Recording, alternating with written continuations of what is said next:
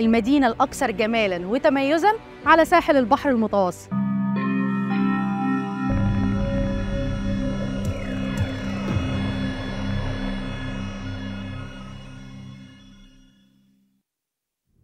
صباح الخير.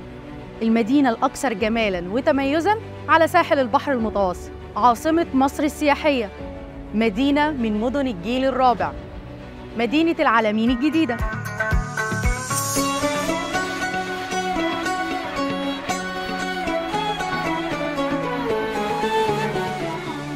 وبالأخص أبراج العلمين التابعة لشركة سيتي إيج.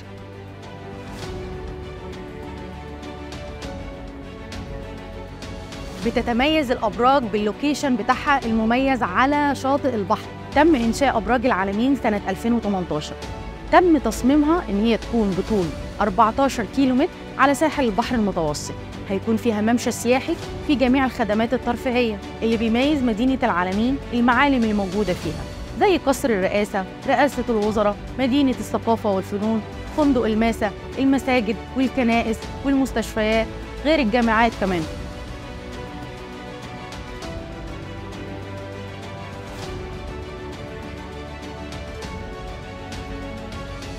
تم تصميم مدينة العلمين إن هي تكون مدينة سياحية من الدرجة الأولى، مش بس كده، كمان تبقى مدينة سكنية طوال العام.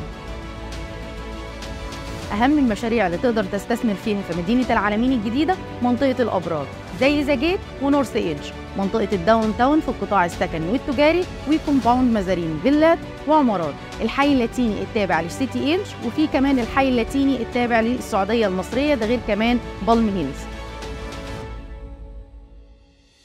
دلوقتي تقدر تستثمر في مدينة العلمين الجديدة ب5% مقدم وقسط ل10 سنين. لأي استفسار ممكن تبعتولي على البلاتفورمز الموجودة أمامكم أو تبعتولي رسالة على واتساب. أنا كنت معاكم أسماء التركي، مدير مبيعات شركة KHL، مستشارك العقاري، دليلك للمطورين في مصر.